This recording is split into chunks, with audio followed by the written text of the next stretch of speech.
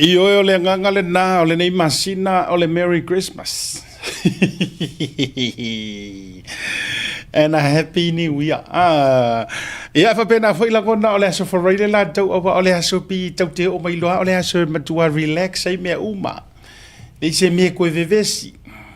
Sa uri pese ar kenge o le alai tano mo si lia. Utai. Ai aua le vevesi. Aua le vevesi. Ai tasi ala le vavai atu le Merry Christmas ar tangata ofu mumu le Merry Christmas i.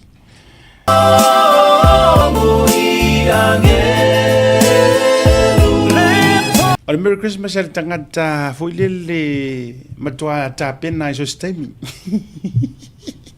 Ai la e vai la le Merry Christmas ar wuri nga sa fai mai kua. E Merry Christmas foile le pe momori mai se fe au e le o ye se se foi dele se sa o tongo o kirisima. Ya fa felo ya tu mo wo follow fan tu de va ngole fiafi. Ma lo le pale Samoa, ma lo le folau, ma lo le tauatai, ma lo le tautua, ma lo le sa ili balo. O le ua tatu iai i le aso se furu ma le lua. Le masina fai o le nei tau sanga lua whelua se fulu ma le lima. Ia, tau whaafonga mai si ufafonga. E se le mata ngofie. Pēklar ka reo misa. Eioe. O le anganga leu te tau mwhai ai fo i lele o le whaamalo si awina o le ola wha le anganga o le awanga ia. Pio tasi le vaenga o lo o o le tasi le vaenga i tuatu o nei mea uma. O le toe tau tata mai o le olanga au nei mo le ala. Ia, whaafetai la e ui le tāle nia o kautwhara mai foi, anai. Ia, ai, wokangwa au mai ko kongu ai, ioi. O le lopo fia kongu se vahenga e ku uai i meangi o kirisimasi. Ia o manatu ai, o mai te tonu e whamane mai le MTV ma la au whaipese. Ai, ua maua le mala auria mako o whaipese pen o whaiatu ai. Ia, asonga fuala le la matou oi mo te pese na i fa moe nai o i Beachlands. Ia, mo bia mai fo i. A pa langi ma ko vala udia mo. Ta sia le palangi. Manga o palangi va ko ar maka Samoa. Oh beautiful. Oh fantastic. Fantastic for. Ia, ai fa tai fo Italiani ma ya manai pesi nga fo le ha kau sema se kai mina ngol pisio la fo nga luenga ya wala ona le uma na kava isi mau pesi Christmas ya ia le time to te fa fo ya maybe for lava ya so e wa matana watu ni si kava fo i o pesi fo Christmas ai o le fa Alofa mo oe wo mapa anga mai fa malo watu malo fa yo le favor. Ya, ele nei aso ile lofa marega le o le tua o le o tato ile aso for Riley o le fasi fonga o faiva ia manga duenga fo ia le to tele ia o isi la to amata no fai me ta o break up o le break up sa ngoro pori misa por breakdown break up o tele ia le mau break up ia la o fai le taimi tu sa fo ile le o le atu si tu fa Samoa la o fai ia tau ma vaenga o le ngi kausanga. Ia po o ni mafutanga e whakaape ai ngā ruenga mawhaiva. O le kele la ngā o break up ia le taimire nei, o kama fo i ngā ruenga, mafukanga, whaalapokonga, e fo i a kale sia o whaimei o break up. Ia, a whai o lea te tāpena pe wa umarko break up, pe o le fata pena nei vai aso por la foi vai aso por ne weekend fai mali e matapoto ma mataala ma ia filifili fatasi ma le tua ia me fai au fu ite no boriska nga kai nga wa inga ia ka u le break up e ro ye fai se a fai o le sa ele le ma e foi le skanga e pe a vere kirisi masi po vai tau kirisi masi ma vanoa e fako ako ingua ya alo te tara no wel tanga tafo ile le wale to inu tau mafaava por tapaa to load fa fonga ya po o nisi vaenga e tele ala ina faonga e tele ina faonga e nisi ya Sofia fia e fai maso foi le fa pe mai ai a ya la kwe ya se ingu singa wenga le se ingu singa morki disi masi ya ele ya mo o ili wa ele o ia fo ile matopia ya le manaya ai o le tu umusu ia ma le tu ufafangu o le tautai ia e ma asiata le nevanga o le afiafi a fai ua ku a fai e moi fa moi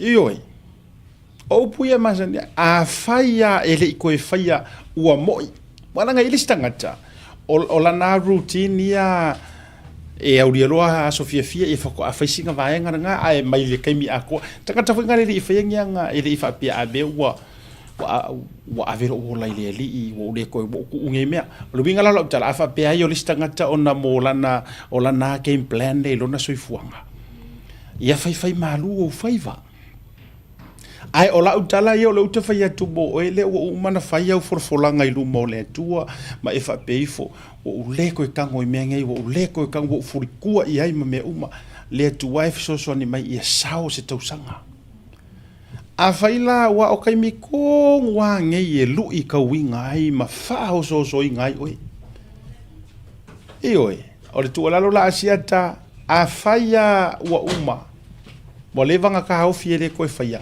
ka au fi mo ia matu ulo e ma fua fo inga se ua se re ngofo anga wa e alu iai fa wanga ele va ve avatu ai le yo o va ia so le yo le la lakai maluluki ai le fia o le fesiria la ia a fa pe ua tu moi fa mo a wangi e ko e kango iai a e alu atu fo i se vanga wai le fa pe a mela ka ko ke e ma ko kuri ai fuaka nga ka ia o ainga ma ila to wai o lai lau te fai le ai ele se me o au pe no fai atu o aso ia fia o ke minko a umalo ainga o ai fo i tangata a watu fo i po ke ala ku le la ko fali a wala ku ai lai fai ala ko pa ki o wala udia me ka kwe sa papa kiu mo singa pa umu ai la tu lai miti la to apa o ha umala tu me ele ai se me ala e arua ku ai fua e fai au a o nga fa aleanga ioi le ai le o ka ko ngi fa masingo nga me ai o le tu ala loia a fai te loi oi wa uma wa tu e fi wala ngai kanga ka ro ai ngai fi fo ya u feeling e fa pe aku sau kasile fa manguia ki disimas sau kasile fa manguia a fai wa ya oi wa uma wa finito pa wala ukala enjoy ingu mariko wongo pasenge alela ai ngo kuro vai ki por ai vai la ye aka ko weva e ka illo fo ko weva mari pe ku kusa fo imalo u ka mu fai o ke fia mari tatou fo ya inga le wa le loa e tele ai na no fo o la mele ke ko fai fo ile ro ko fai su e angisi e fa pa u ku inga ya onga nga so lo me ale fai ro tam vanga le lau ka ngola test lau ka ngo fa o nga lau ka mo wai sa ka fa penga e ska ko ai nga fa penga a sa o iwe kusa ka mo fo ile le e fa penga le ma fo fa u ya ma tu la ngole ya tu o lo te va ya tu mi sa fa pete ua ya se fa tal no ngam tu stala ya se ka ka penga o to te poli se tau se kia ku ka ko on mai lo ka ko ke ai yo yo me mana ya fo yo te mi fo ile ro tali nga fesili mani so tu lang fa pena ai o lo winga lo te fa ya tu e le stanga ta o la na mele fai e sa o le pe yo la kaula mala sa o le tala le ana maloi pe yo la kaula mala ma wa fo e ya le ska ko ai nga fa mai ai la ia ile fia a ngelu le a maka la ia fia a ngelu le ka ko wa ia ai nga fai la to fia mpaki ara mai vai la ia ile urupo o le la fa ingua la vai la ka ngo a ia e ka penga lele awana e liu sa kangi o le tua lalo le lava tu ia o ele te taula malama ma e tau fa so wale ese o e malusi felo wa foi pa wale o merki Apollo e fai ngar kau fa so awalangi e liu ki Apollo i vai kai mi os fia a fai a te sila fia e oe wa e tu le tapa wa e tu o ile o le ai ke fai e le ku ua ai fa fonga mai wa leu ke vakualo ingoa fa mfake kainga wa ilo le wa sa vali le lima tau sanga ile to fa ia asila mea ioi wa le o ka ko ka kia ia ka ko ka fa asoso and please have some respect ka ngoa ka ngoro my respecting ka kala wa le ko e kango ngami a ol mele o lo ko e ke manga ke kango e ka fa asoso ka fa asoso ai le ia sele se o to fina po mati ele a fainga eu foi lá a fa pela o que ela ku a fa pe mai lo ma fau io o le to tango asi me ia pa o me la ka dia ke minge ko inga o ka ve ke ka mo ko singa americana oi o ai la i ka nga me ko i furi o fa ila mo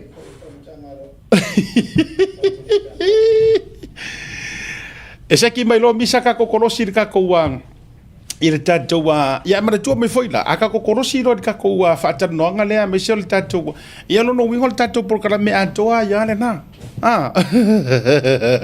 e dau te anu no ia a ka re fiku o mai fo ya marka ko pokala eu to mali le fo wala ya manka ko issues yo ya e seki mai loa la tatou e sai mai lo misa la wa okay ala tatou kolosi loa ia si tatou whaalongo mo tau whaafonga ia po ani palo mai Samoa ia i tūlanga o saunoanga le whionga li Palemia ia ai si tatou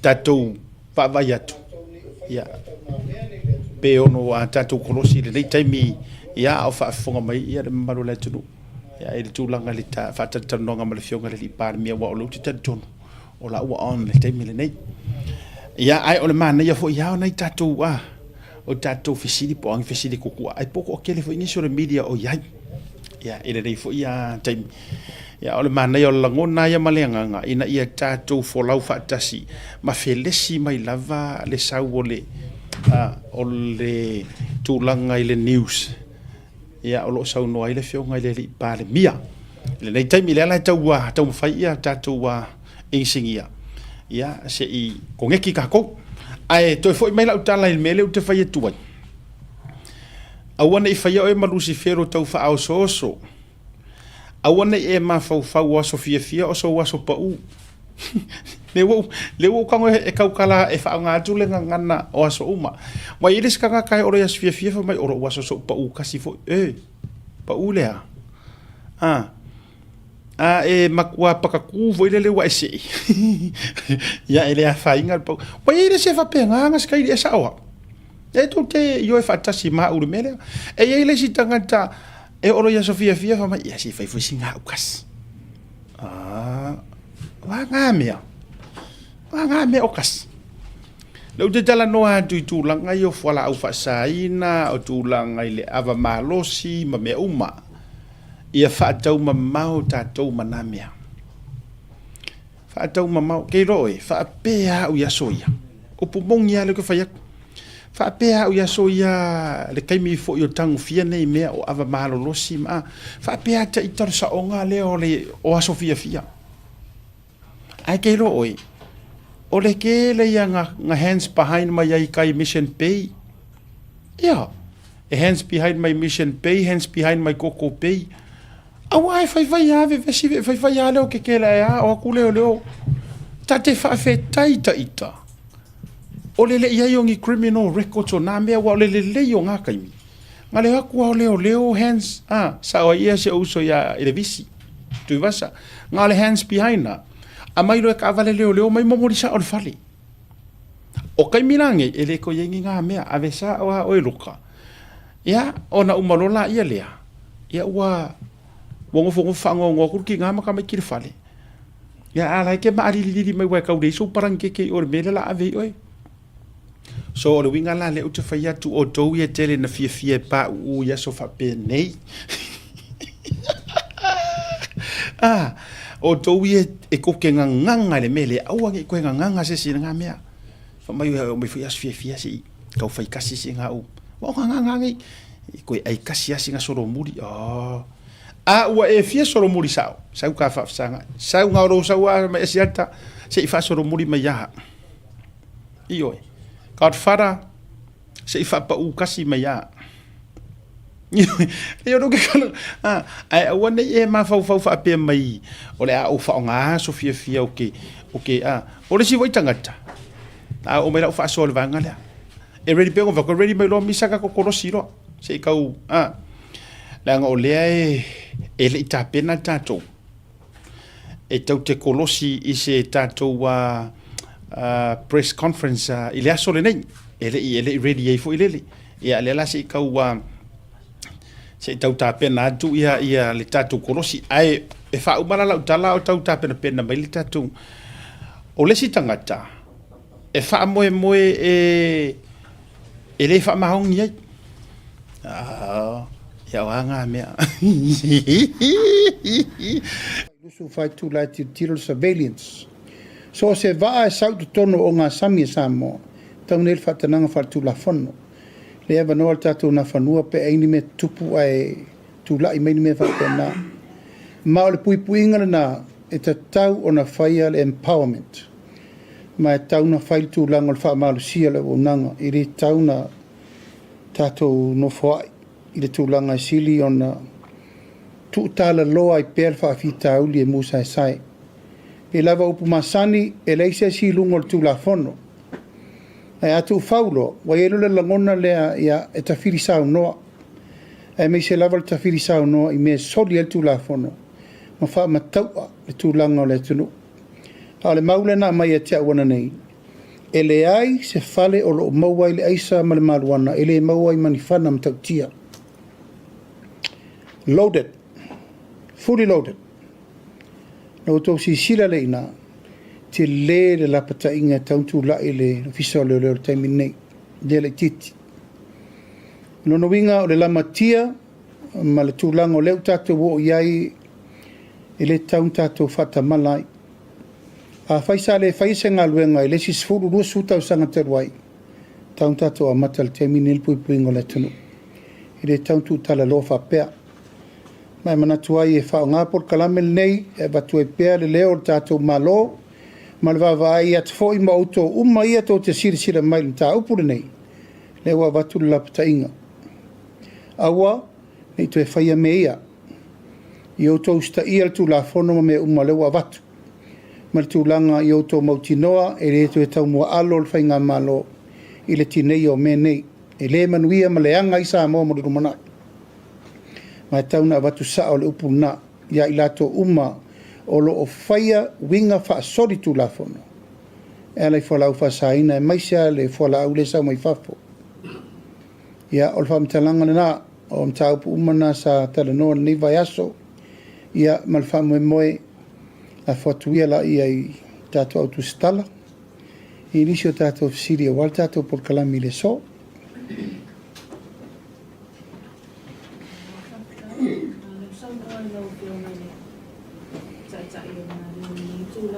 Wala ofisini ka kung mo ito lang may warrants lewa sa ni alaway alimano ya. Tani uma po na tani nga patingo na to spring. Amin mo lo. Se ivana nga lava o sofa inga e la matia yolo leo. Al matala noanga na le la male sui malo Amerika. Fua email malo Amerika le limas furu bulletproof vest. Mai tu inatu mtanga luenga alvas fau. O te mana o te o i leo fai le tala ma leo. Mo ufei loa ia mtanga luenga leo. O te rei fei loa ila val mtanga luenga. O na te le pisi mal maumele fai ma mulia lo ia ile presentation o vestia. Ai lolo e leo te tauna pui pui lo lato soifua. O leo tato vai. So se taimi ma so se mea atu i los whainga.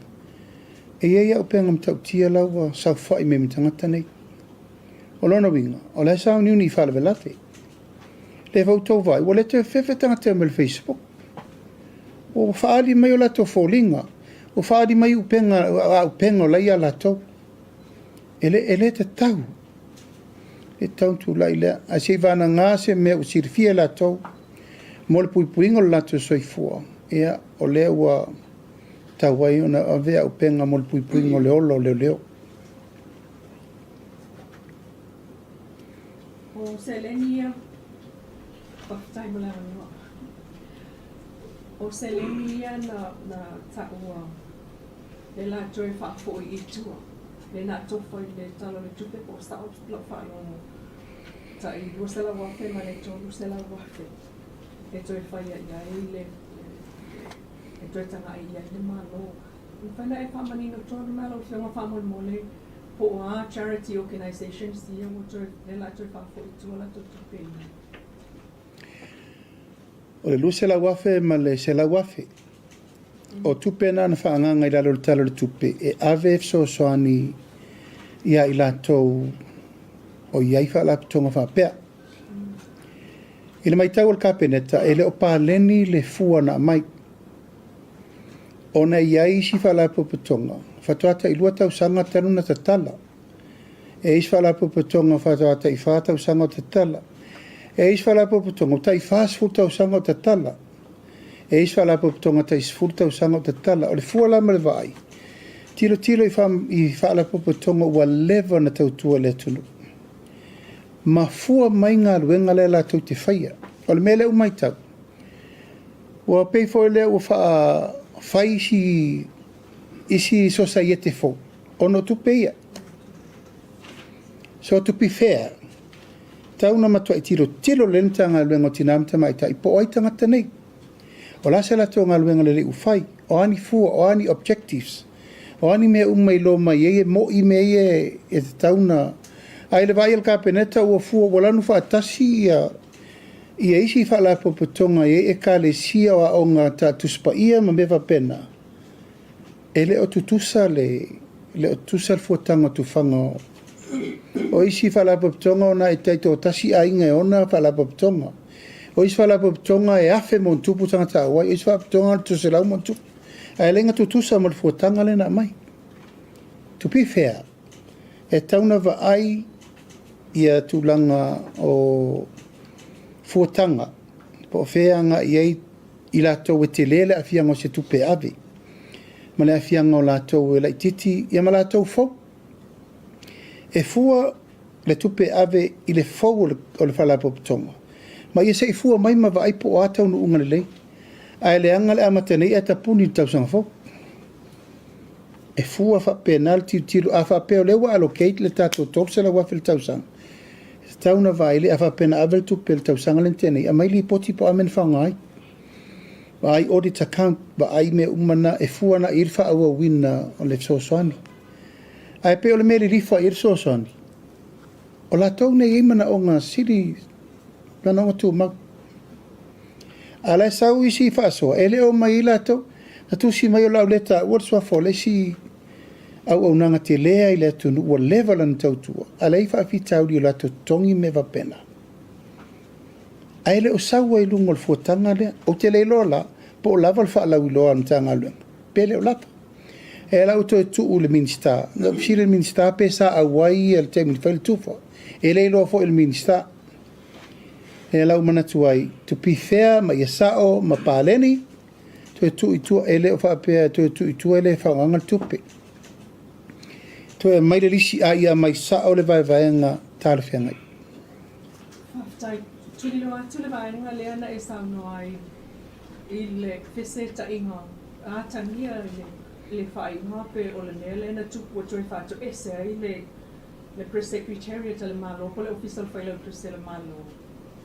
A tangia e le i aloa ia i le whainga kapeneta ai wa au mai se whainga mai le pisasi la mai tau atu o le ase tanga ia le malo ia I sana fufonga whatau e leo se su e vali. Ai ona o tele le awhaina tele I le mai tau tu fo I la ngona o tangata whaali. Talu le masepu lea se tulo. O le mea sao, o te re alo lea tolu la au wha le tonu press secretary. E le alo lea tolu la au. O le mta upu nei, sa le tauan whaasara laua el press secretary si vananga o whai tu whaasara lau pe mai lungo le tato por kalame nei. O ala na me lo tel te nunga. O I foi le pui pui ai whai unga umal kapeneta e tauna watu nei atia. A matatu nei mo lumana. A whapesa ini whai unga whapena na whai lumana le teimu sola. Gone were the days. Al teimila nei o mela le tupu. Ia, o fese tai le mai ngai rungo whai unga kapeneta. E batu la le preseke te ua. Esen me ufasala lau. Ma le na ufa malulua tuai. E ei me tupu e foi au onga mo lumana. O lo o whaasolo le whainga whai unga le teimila nei ma le tau po tu natu pisasi. E ilo tonu se whai unga tala whengai e wina le sasi le na whai. E peona o whai atu. Ua tau tino e la tau o lo ilalo le tato press secretary. Ua leo ngā tūsala me o whasala lau. Ma le mea lena mai il kapeneta e whasala lau. Ma e tatia mo le taimini nei se I whai unga muti. Whaftailo fionga. Ho lo te vai atu o ni sisi o sa oni mai. Ai na fasili ai lea pele o ila lea wa maona e ai vaenga o lo o mama mai ai whai unga whai al malo petai. O lo fasili le lasa o atu wha mo le lo fionga. I afi I company laiti e lima. Lea au mai ai ia megawatts ta lima stosani I le power. Ia po malo sa al tisi po. Alena e sa unua. E iai se taimi. Ina ia make up pale lusu 5 megawatts lea company e lima. O lo fasili fa mo mole. Po oni company laiti Samoa po on company mai fafo. O nei company le whaaputuputu alta I lima lewa o company mai Samoa is company mai whafofo is company. Mai o le anganga lava ia, o le awelewa no I nei tātou tangata. Ki loa la ieina insi company le tau mantua foi avatul PPA le agreement ma le EPC na whatu aole o la tau tāpena me la tau investor developer e la tau project. E la na inisio company o le whatu o me le whaupunga I a tau whapeu tu e tau fio na wa umi tele le whatari le EPC. O le loma le tana noanga o le whasolo. Ia, e tau ana fitu una mua o tātou tangata ia ia pisinisi ne tauntu a wanoa pea. Avele wanoa I nei tātou tangata e tau whai mai. Lona lua o le tau turi le tātou numere le teitei tumu tātou whai numere le turi. Le fitus 4% le turi. Alfa moe la vaia. O ai lava e anga I mai te tonu e anga I mai whaatumu le wanoa lea. A tātou rich le fitus fuku. Tātou se wherole le mero tātou tue popole. Pole almea tūle mai ala e lava le pasene mo tātou e tau avei. Au tangata Samoa. O nei tangata Samoa I e tau mwhai mai. Mai e matua avela ulango I nei tangata nei. E ati na e se I soala pule ma le EPC ma le regulator. Ia I le tūlanga mo le whaawa wina o lato PPA. Whaftai talo ai le I a whea I lau sanoanga ia le mata upu le e sotanga I le lakapi. O le atina ina o tātou lakapi le o lo angia I le sili le paitau miliona. Sala miliona tupe whapea. O sa ini tonga mawhiti ai le isa ini Samoa. Te lo lape te fia saunoa ia I taimile nei. Ia whaftai. O koe vai aku for vasongi. O sau foi le siliu se kele. O le fai mai o missed out e Samoa le diol. O le se lau miliona ta la Australia. Ai le se lango le malo I le diol lea. Mor si le fia le tātou atunu. O le tau whatu langa le fianga le malo le diol lea. O mana mātou taranoa ma le malo Australia. O le fund lea. O le ua ui me le malo for the first time. Taimi mua, o le uwha pe mai ei Australia, le 5 miliona lea mo le 5 tausanga, 10 miliona Australia le tausanga. E watu e soani i le lakapi Samoa Super Rugby. Ai whapea mai, e ele involvement le malo. E le o avesa oa i o le uni lakapi Samoa. E se ilonga e sengi le malo. O laula tala na whai le malo Australia, wha manino mai le stena le malo i le tuperea. O te le mana e saini le malo, a e o mai mani a inga whapea, e le i eise limo le malo, e a fia i le lufi ino le tupelea. A whapea lewa a mai e le malo Australia, a fia le malo, e te tauna i e whainga whawai. Ma whainga e a fia ai, le wha uni uma, misaro i uni uma, Samoa a tol sfurun mato i. No wha lia lo i e o lo manatu lea, a vai o to. O lea u whai mel malo Australia, e i le a ia le malo Samoa. Wha ton wel tupelea, mo le uni lakpi. No tau alola i e o manatu le i e le finangalo le malo. Toi titia tatou le qualify. O la lalwa ingol melna, o le wha le tonu na le uni lakapi lana pulenga. Ai le whain tatou toi alo le melna, o le lakapi, o le tatou ta alonga e pele ia tatou. Alan me le tatou e vai al temini. Le anga results, le anga le pulenga, ta ape solo, misa ta malatapi, ta tuli coaches. O afording o le melna. E leo tūlanga le leile pulenga le iei le temini nei. Mai wa umana ave la utua lalo. Perestene umano mai a tau mana nao involve le malo le melea. O no tau role o e suito pulenga. Pau na le awala. E sanga tonu ai mea ia whatu el tato malo. E lau whai mai leise fsosani le malo. E oba ma le miliona ta ala le fsosani le malo. O le utos ma le sifa o i tūtino le malo. E whawhensa au nova pena al te te ifono leise fsosani le malo. E le lau sau no mai nila observa o le ua mista out le tio. E le mista out se tio. O le au te whaatali e le whaiunga Australia. Where does the government come in with this money? Se ilonga lava iai le control atoa le malo e whaasoso le tupelea mo le uni lakapi atoa. Wa mai uni am whamea au lauli, we need help. E le o atu whamanuianga i lungo le yungi. I lalo ia i la tau uni laiti. A le tau te lori lei lava, o lo i so sani e mai fa for the World Rugby. I so sani lava isi malo. O mai fo i whai unga na whai kon sale i nei i la tau na hae le uni lakapi. E vai po lan me le watupu. O le ma se kampani to e fia sponsor tato manuzamo. O mai fo la ia tau whai unga o susu e ngomana. Pawal tati. A le suial pulenga. E le to e fia sponsors le au. E le lau tutu e whapene, i le au le tunu. Nā me lau tatua vai, e lau develop mai le si unifou, le moana lakapi le usau, u whai le si franchise fou. A whawhel tatua manuzamo. Ai sea, wa le lava vala al porkiki rea ria tatua nei. It destroy our rugby. Upsa o ana. A le whai ala se melmena. O te le lopo fe o il tato i un lakapi. O te le lopo foi po fe la au i lu mana i o le lakapi i Samoa.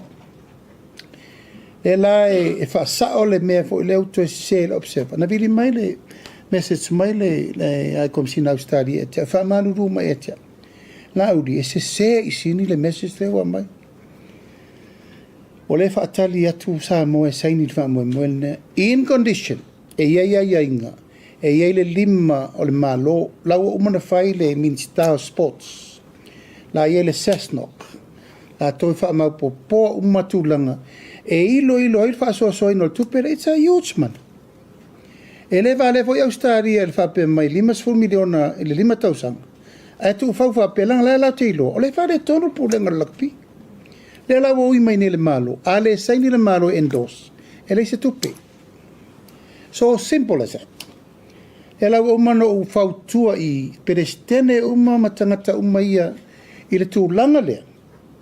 Ina ia o e whaile whai unga e sui la tupulenga. E le to e Alofa i se upupo se tala. La me le whaile malo. Tau manei ana wha matu ul fono nelta i 5 wafe ta i lua se la wafe. Mo fa leo ma le talo. Fa le leo ma le talo la tapi. Le o tau pule nei le stadium fau I tai tonga mato. Au fa solo o lalmelea, o le la kapi.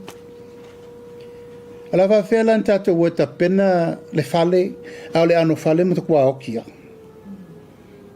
I re tau ntato fata mala le melea, e tau ntau tino le solo. Epe a mali e ia. O lato uma ia a fia I fai ngā tonu wa porkiki o ese. Tu ule ta alonga ia I lato, o tau sisila yaso ia. Nai to ina sa iai tata penanga mea. Mea ima se vesi. Ala isa ala inkupe ngakai. Ala almeno I Samoa. Nai lungo le rank. Tato pina ula lololangi sevens. Ala alme ukako ia. Ukako faya inga iau le kauri o lololangi.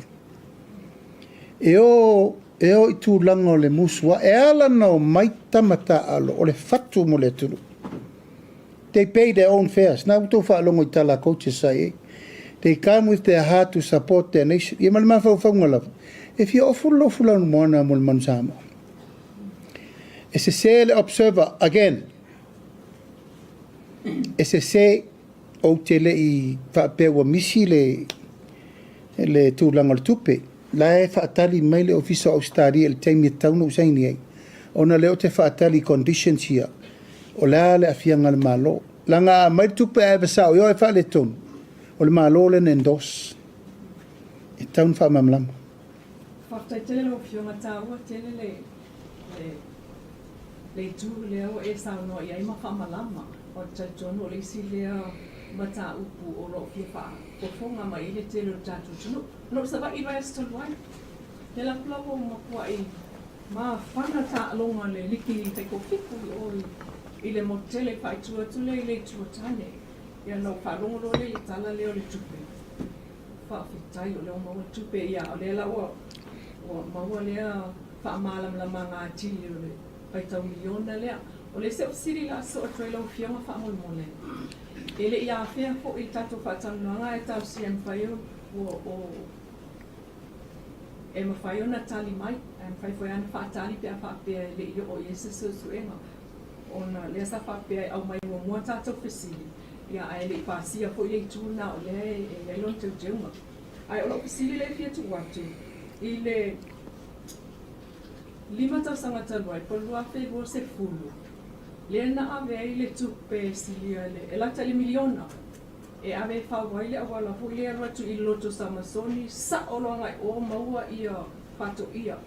Peita ina tau file awala na le fanya. Tau fi ai ngai ana fanua ona o le a whai no meto tino. Ai le aini tupe tutongi meto tino na awia. So, o la ofisili la. Pe na tuli loa e le tato pai mamalo. Leo na pale mai le luo tasi. Leo o mai I le taimile nei. Ia le mtako leo. Pe o toi wha fo I tupe le na ave company e whai ele awala lea ele I whaia. Pe o le ase tala la tamai o na mtako. Whai ano whaatali pe a whaia. Awala foi la kula wala papa le ia fa sa olo. Ia sa olo. Okay. Ele o le afe iuka sa olo. O le wo fa mawina le be honest. O le usa idea ante moles tali lumana I sistato por kalami. No mantua le wala nan taufi on of tena inga fala ingam fanua. Ala su e polal tulanga no ile tenda na pesa fa tenda pen pasia foi. Ila tong sa taun fa ile wala. Ia, sa pasia na e company na aviere iba sela wahfeta rai pa ia le awala le na. Ia, ai na talo sanga la aima. E tutongi atola tome totino e whaaleanga I le whaingo le awala. Ai le tupu, pe luari mahfe ia tupen tau sanga tongi le tupu. So le o mai ia, ia rau tatia, au whio molo awa e tupe le na ave I le tenda. I le o le a ususu ina ma to e langa stato press conference o muri mai.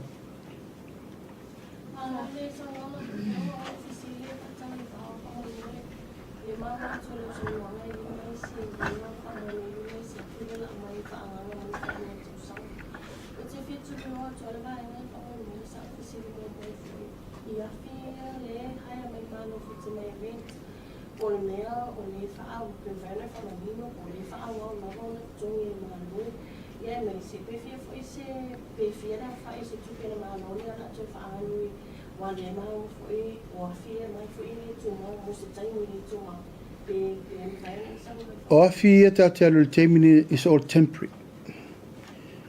O le mea na fai e o lai le paua e le to e pe ai se konfiki ka ko wa fila po ia wole anga I fianga.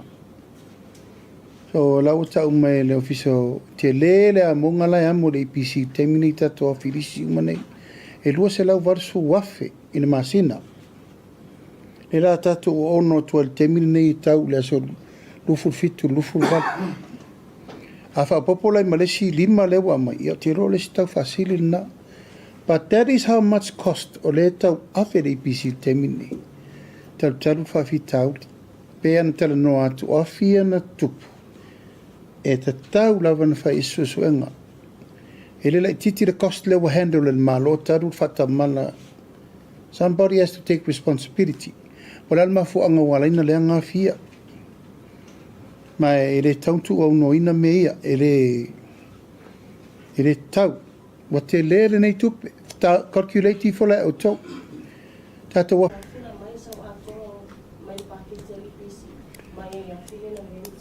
O lai wha tupe o mai le IPC teimi nei o le whai stand pai le malo I mana mia so soni. E o tōmana tua o le IPC o le tūtino le malo. Ma o le mena lena sauri wha upunga o whai mai wale mwhaina whai maintenance ono wale se tupe. E le o se tali le nā e tauna tali e nta upu nei. A mana o mia le se tupe pesiri mai le malo e batul tupe e maintenance ai ati. A ele a vele mena o nofo le se tupe nofo lala le mele ufua mai. Fua marikere o ngā luenga leu kā. Koe fua mai marikere o kupe wari rents. E leo whaingo fia ngā luenga le IPC. La lava e ao ma le pō la tau te vai e leo whaingo fia. A e siri atu le tū ngā le pēo le pāua mo tātou. A le tātou woi. Pē le pāua. So now IPC coming up with a temporary plan. Leo tātou I le temi nei. A si tātou vai iri. Se ilonga lava e toi ola le lei afi lau tāua. On tātou lorora e pe fia la le tupe ua alu. I le tau whaingo se whengo tātou. I ma le tupe sa unnecessarily spending. Taru whata mala le mele. Pau se le tuai lau whionga ni tāu. Ile tula mai le while aonga tulanga rua le whionga mangiang. Ko le ua anga ilo viso aonga ma vesea me tō tino I tono le loto ama tono po tua aonga.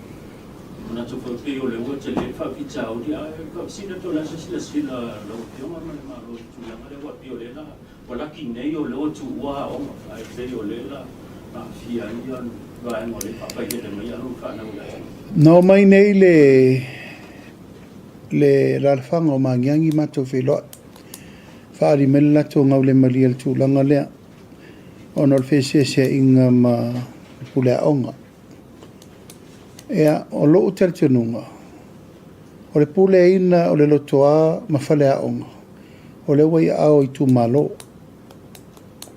Awal mele nga fatauli mai le malo o faya o nga o ina tamaiti. A el tūlanga ngā lue fatasi ia faya o nga malpule ngole a onga ma le komiti o le a onga.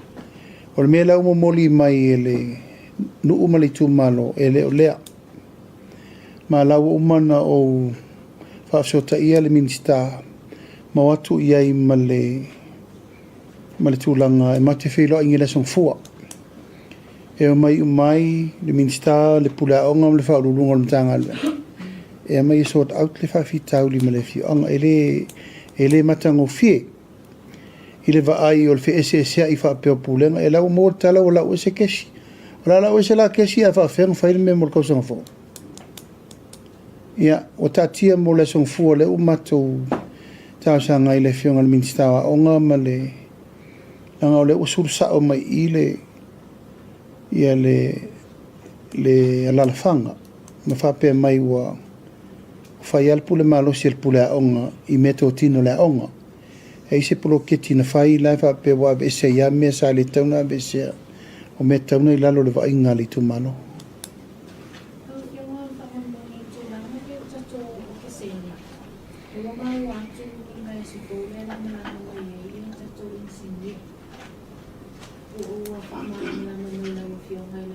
ele minister sa ifongano loina o le tomo le bai no tato fale o kisidi o fale to. Technically o te leilo. Patu a feo le masini o kisene mua mal masini o kisene lona lua. O le tu sa o lava ia e le o lava le taimi ta penai le sustainable maintenance. O la ule mau. O lo kisene o se tasi o matafa i o i silin taua o na e mana o mia le ato o toa o le purity. O lo kisene a le leilo no purity e hoki kanaka e mangawal ia le anga. Ia let's hope o le lapata inga lewa mai a tātou.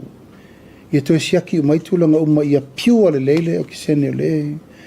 But o masini nei, it's technical parts. Hale tonu le si meu soro isi leanga isi msini umo. But let's hope ele se metu ngā tele. Awa uma no fautuaina al minsta. Wa ele si plan. O le tate no nofo ma le au sapalai kesi i Samoa. La ele RNG gas. Sa lato sapalai o kisene mo Samoa. I leo watu ma le fast food 5,000 takwai. They are the expert of gas. Nanga tauna sapalai kesi siaki fangu po update, siaki mita. Ala wo mano fautua iai. Au mai le company le na. La e mwhai a wala fo ia le whea i momo iso tanks. Tai pēr le whea ingo le LPG kesi.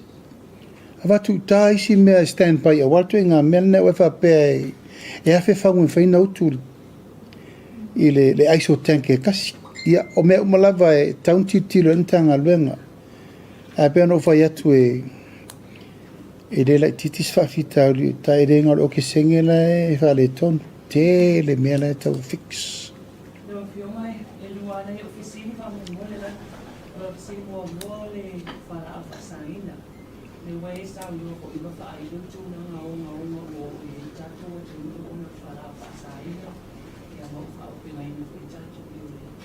O ofisini la o le ase sila la o whionga na tato maa lu le tūna o i leo le. Wai o se tūna whono o i leo maa masi pōle. Ni sala whaasala ino i nā tōne. Tāmu whia nene o le aisa mo whala a whaasaina. O la ofisini lona lua o le soifo mano no ina. O wai sau noi le tele o whaale i tōnu kai ai. Pele i tanga i ane fo ilo ki o mama tātou o le tūnanga fo ilea. Awa o le pōma i fo ilea. Lea e whaia tau tonga mua meo mani. Lea e whaapea lava o na tau sa ili mai sesi le fo au e fo mai mai fo ilea. Na ia fo ilea o anu ma whana. Ia oia o onga lea fo ima tā whaioi. Ngai whaaro lava. O le tātou whala au whasaina. Ia te tonu lava nau a watu le whamtalanga le tūlanga lea e leo se mta upura o wawai ai titi el tātou malo o lo mta wawai le tūlanga i fo ia ele le mta upu. Mai ele i titi le tūlanga o le tau whai fo ia tūla fono. Po o atu la fono. A le eise enforcement. Le whai se mea. O le enforcement le tatanoi. O ai enforcing. O ai enforcing al tulafon. Pe tu urse lau tau sanga le wharpui al tangata i whalau whasaina ai a le enforcing le protection. Mai mau taimi. Leo avele avea i le official duty. Borders. La tau e puipuia va ai le mea le enforcement le taun whai. Le whaua avele whautuanga i le official leo. O ai enforcing. Nā leo te malo lo leo ratio whai. Alar me lai maua mai. E matautia. E matautia.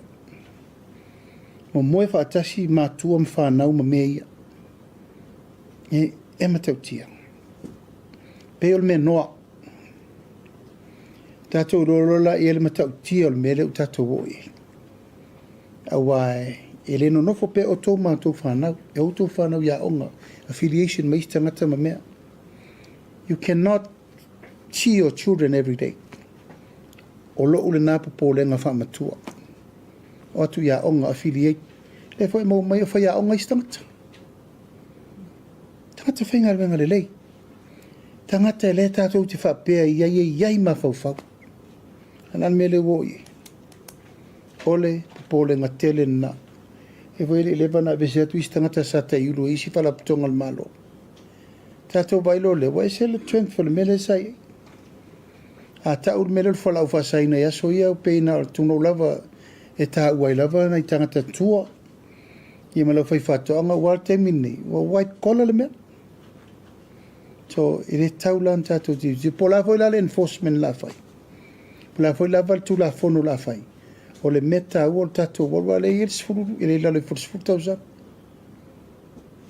Ya, e tauna yeisi vai ngol tu la fono wa le o bai atu. O nisi o la tau ia maua le masalomia. Fa tau fale. Au fale ngo foi kakam kau kia. Mention. Fa tau fanua. No ngol tu la fono. O uma mena maua mai fa tau ngo mei. E tauna sis. Malai, wai bai ta vale feoi. O tau sile ta vale le feoi tangata nei le masalomia. I can't afford it myself. A fele sa wel tupe nefai. Sau me le olo tangata. This is blood money. A leo fe me le ofisa fam sinoma. A fe lo se lau tamaiti. Pare tonu ma vau. Ie tau fai ngitong fiti po ketia nafi CDC. Tau fai ni fale fai le rehabilitation mo tangata umanei. Ta woso solo ya alen to ba ile vale. A onga vai maunga maulou nga isaka making fai me rungo TV. Lelo loa testu po laboratories mo mea. It's serious. It is serious. Na ele taunta to fatamana mel na la vale si ofsiri mo muri.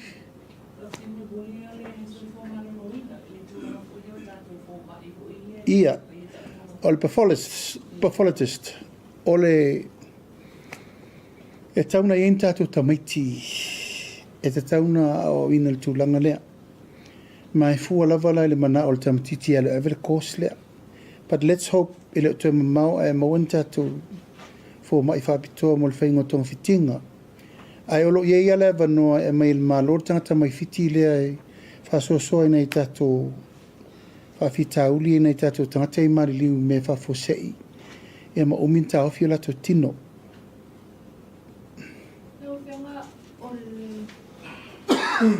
O ia se whaasua po se katale noa ngā kapina tai so finga fo ile o minista o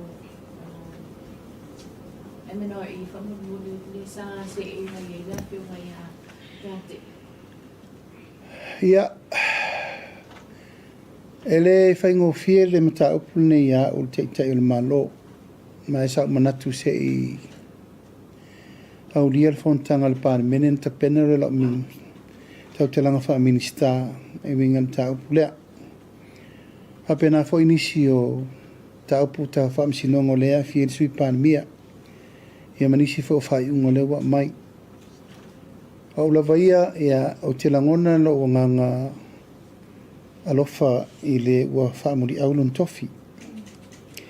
I le whaingo fie I lau vaai wha taitai I suiti na o pāne mene, ia me se foi tofinga na tu I aile fionga ia napu. Se vete, e le lai titi foi le vaai le tūlanga na tau wasa mailo na sa I whainga whiriwhiringa le atunu.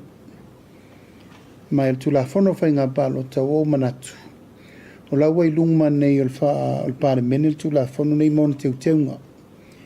O la vela tua lalo ka peneta e mal pare mene tu fa sor muri mai tu la fono le se I matua to e va iri le mei o tato vaia.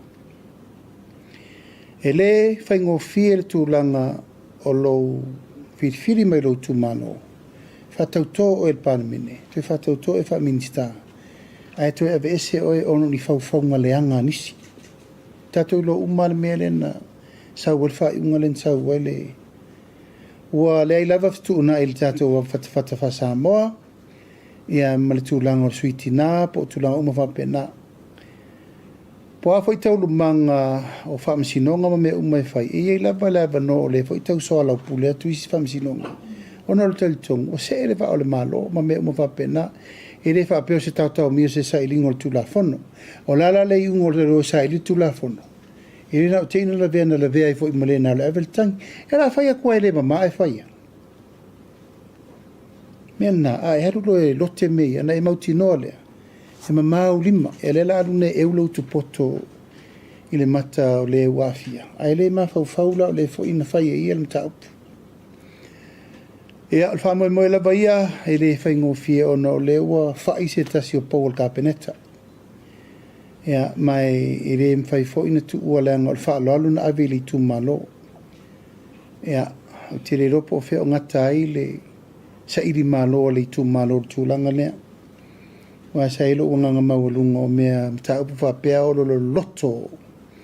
O le tō whama le wha o tō tanga i malua i Samoa. Ia, na soa le o le pule, peita, o le o lea. E lava o tau le tā. Ai nao na ave o le wha mawhanwhananga i le sa avea ma minsta o sisi o manga. Ia, e mese fo i le tūlanga o le vai mamau. Wa e le tu e sau whalua. E le whapea ua mele le tofi e sa fata. Ana toi mawelo se la tō tofi. O le fo i tāpua i umaisi tū malo le tunu. A whapea ua mele manu, ia. O la tō le nā. A le sa avatu le 5 tausanga nei se e le tofi o sa fata. Mo sui e ai tō tsi fia e le tofi uma. La fo e nisi sa fai pule mo mua e le mau tofi. A le lava sa avel fa mo mua ono le manatu e le ngata se tasi o tu malo te le tunu e luona sui. Ia au sui ta mai ta. E tauan avel fa mo mua ona i fa atoa i sui. E ui o lea. Toi oso le la. O lea o lava ua tau le ungol famsinonga. Ia. O la staimi te italo i le tua po i le sui e taun sui e le fionga ia te iana le fionga ia anapu ian toi whailo po i le tunu.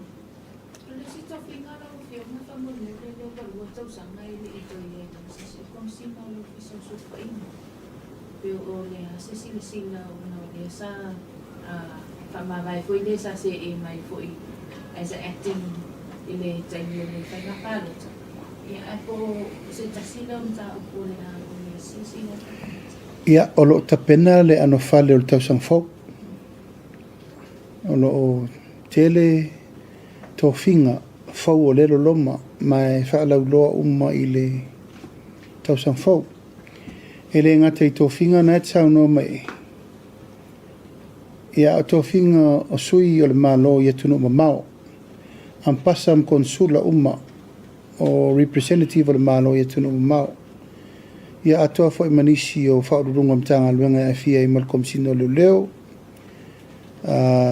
MCO tiute o lo fa solo peranga luenga ai o la firfiri le kom sino surfainga isi va na wa fia pala i mole va no te tasila pisi como modelo ole sa ukule sa esa sasia i le ofiso so upon ma e fai na va na famanino lona wingo le fionga ia dinamico ole sa Filifilia le pisasi ai ole fionga ia jun pe o fai umana o autasi e kapinita tamu le lau o le recommendation na mai lalo le pisasi ai pe no fai atu o le lau li win o le fai ngol fai unga muli muli e fai a fia o mai fina ngalo le kapeneta ai mai se ala e fina ngalo le minista e a ia mtanga albenga i le vava ai fo i malti tilo i le i ungo le fai ngā fifiri e lenga tu tusar sau o pointa la tō e le te tasi te dua me vala o nono winga i le to a whāto o 5 le na interview e anga wa uma lava al wha unga muni muri la e pēna o tō sifia ia e ao uma manongi o le kapeneta i la tō fo i la ngona mamea o le fo isa sau wha i le sa avea fo i ma whaururunga o mtanga luenga e no fo inga le na umane ma al firfiringo ai ono no fo inga le na umane o le me fo le ntupu e rei firfiria ai ono e vea mauro o mtanga luenga e no fo inga le na umane e se volta tang firfir ai sau al minista ia i al mtanga luenga fai mai maari ria kapeneta o au te fifa inga luenga mai ono e na rai wala na piki ai ono awa fo i o le fina ngaro o minista o ia le fea ngai maranga CEO le au mal po luso fai korari makausang i le vaila al kapeneta the minister has a lot of saying i le whiriwhiringa o le tangata a velo na whātuatua. Mai le lai titina tofu uma lava whina ngalo o le matanga luenga me uma. Ia ma leisi tu lau lava i le profession whafoma. O nei taimi uma, o le to tele uro o matanga luenga. Sa tau averi foma. O le taimi mua le nei, sala e lona rua le nei. Anga le foi sa se ei palantina to e lupe e si foi taimi e vea mapura le whalema. O lona rua la lea. Se i tau whaile tu pāti nāman la tau foi tiu tilo. O leo tu lai mai tonu al taimi nei, le tangata o le lau la mua. I le whauru lungo o tamai tai tau soifua o mo le tanu. Ia tatou matai tu o la alme wa avele au tasi, la fo me wa avele whiriwhiringa. Tatou tapua ia le alo whaiva o le fo itina o le tanu. Ia marona fo itu lai mai ele uma whai aso le ri. To yoso fo le la, mai avatuai le whaamalo si au ia ma le talasanga al tatou kapeneta. O ai uai ia ili whai ungar kapeneta. Ia o tatou collective resolve le na ma le decision na leo whai. Le whainga malanga le sa utu malanga tua i le warawia mai Amerika Samoa. E leo talia le whinangalo tai le tua mai le whainga malanga sa utu malanga o lona whinangalo. Whapea mai sa tatau na hidi sui o le vāhanga kau whai le HRPP. Ia mani sui koe le vāhanga le sa. E malanga i kena malanga le sa utu malanga. Whio tau atu i tō whāma i kena. Ia o le wala aulia ia. E leo se wala aulia tātou. O le wala aulia mai Amerika Samoa. O ai alana walaulia me Amerika Samoa. Ia maali e pauna o le au walaulia. Ana whapea o te pule walaulia. Ia la mea la tua. Au vai aku pe wale fiu ko inga malanga whawhia karung Palemia. Ai onsa ia le walaulia tutuila mamanu alena sau. A lela na o whatasi, mena la te vai atu lai whafuafua. I whapea la na o na sui el fast. O le malanga le nalu, no whaatasi me le mawhitanga le fast, wa le vantau pule le whilo inga. Ma sui o le fast lai tutuila, lela no whaatasi ei. Na tutongi al tangata e lona pasesi. Ai sa sao uma i saonga, e so soni mo le eventa le malo. Io e whemari ia, wa lava lona teimi sa Palemia ina o le malanga. E tu mea le vano le whainga malo fo, le whato atasi le malanga e pisa mai. Ia e le uma. Whaftai toi pawala lo ofisili ona. O le sila mta upu ta atula i mai la roro ki o mai te ta ina. O sta sila mta upu sa langa, ma sa pesili ni ai foi. On i le tau soi whanga, ta tono nai te manatua. Le tau soi whanga aro ofisili. Pe ua apoi se price control board. Ia o lo whanga solo le tapenanga tanga alwenga. Wa umana avel whatonunga. Ia wana isi lial tau sang fawele i whaial tato price control board. O whaina mato whilo i manitanga alwenga mo ave i whatonunga malo si tapena le mena na. O le taimire nei, ua matua pule al tangata i le tau o lana o loa. Ioi, i rea toi nama se laina.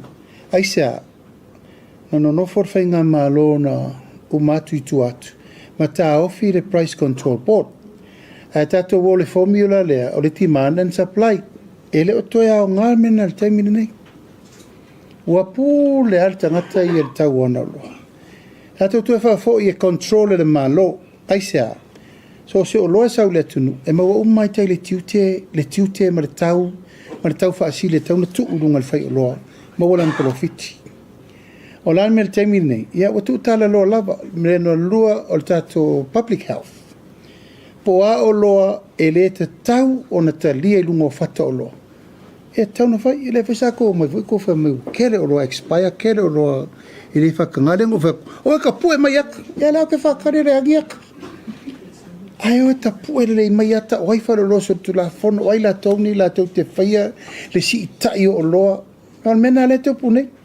Whai mai nao na pine up o supermarket e to o se fulu, local pu Samoa, whatanga sioki, ai malanga i mai lesi masina o si. Au le tau a tasira na mai. O tonga fitina, o leva va i to toa i el temine. Ai pei al pu Samoa le rifa mai ai. li fa mai complain o si il tau so fo awa mano vai atu o fa fanga ngi to mo fa into mo fa tu fu mo ia matulanga o lai tele le mo ai tai nu por kala me saina lai fai ta pena i tulanga umana ma me fa pena yes price control board will be up soon and tatu volola il tulanga le tango fio me ya afa pele se si tala mo dia tulanga fa tai tele tatu visa pasara lau o le vai sol nei na ma pinito tasia mal sui tau sala meli almangi ai o ka se mano si ofisilir nka io ale umana ile le fa so mal tatu au tu stala nei aso ia after fa no ina mai lo tu taimi Samoa malau fa fonga mai ia o se upu ale tau tamali ia swatu vai malu i puenga Tato por kalame lava nei e mamoli atuai tu langol fa lau iloa mtau pu ume sila fia le tato watunu. Vatu foi lava le talo sanga ia ma le fa oloro maau o a mtau pu ume o lo fa lau iloa matala no atu. Le atunu pele e le mawhai le tato whainga malo o na whai se fofo mautu se fofo alo ia pea whai tato tele ape foi fatasi. Talo tuai tūlanga o ngonga pe o nau tau sangatu i mta upu. E mana o mia le tātou la lango vātasi. Le pa ia o le kālesia, au whai ngaluenga totofi e le atua. E mei se whai le tū vai o le tala le lei, e whapena fōi. Le tūlanga o le pule mamalua li in whai pule. La ia le teimi e whaasolo solo atua tātou por kalame whaalau loa. Ia ona o le manatu, o le tātou matafa i o i tau ave whātasi lea. O le manuia. Puipuia, file mu, ma le nofo whea la whani o le tātou atunu. E mo lea tule ngang whaaftai tira ni aso, lo mai mo mai malau sisira mai, ia il wha moe moe la tātou tue whiloa i fōi tai au malama. Le isia tātou porka lame ia a tā pena i le usuino le whono. I le vai aso fau a wafo in tā upu wha Palemene. Al nei tū la, lui e tele wha sau sango tōne e fiafi, so i fō me manuia. Na sa tau mai moa ma whaafonga i le tātou taimi ma le Palemia. Ia, media fo i sio tātou tunu i Samoa. A ole oto ngai masani ia so for le titasi. Ia, whawhele atu le ataua, ma lo le pale, ma lo fo i le folau, ia le rivanga o le fiafi, o la fo i sau mai tau le nei fiafi. Ia, bese fo i o le taimi a le media i Samoa tu si tala ma. Ma ngai a la varka i miro ka whakasi ma Palemia. E re koe ka whaamo rewa, pawa mea ka ue wharau kiri. Ai o leo wa ku sao ku lava i le mai moa ia ma le sisira fo ele ku i mea ku sa mai ia mo le koe anga koe whemengi news sa Samoa leo ka ko mak whakasi umar kai me kasi Ai tātou le leo le tātou a unanga ai whaafetai fo i le timing lai whai mai Samoa tau i le kau i le lei e ruatu fo ia me fo i la le tātou i le ase me pole awal le tūlanga te ua isi te mina e oso wha o ngā tonu mai o le audi. Ono o ni whisuia inga mare fufuanga mālo e pule lava Palemia ia. Ia ai o le are teimi e sau wa ia fiafi ke lo fo ua lava atu tusa le lei mare teimi o le tātou poroka lame. Ai o nei mata upu e FAAFETAI o mata upu sa wha soa mua mua. Ai toi whaaftai atu i le tūlanga o le filo inga mal Palemia ma tustala ma nga yala e le awa man tol fa ma fala va ia ma fa awa pea fa avta yatu ma tuasi tia le tulanga e lo se si ku or malo fa mongi le ma fa ma ike ko ile mele e mele au io ya fa avta yatu talia le tu lalo ma fa tuanga ya ai fa avta fo ya te o to ma to filo inga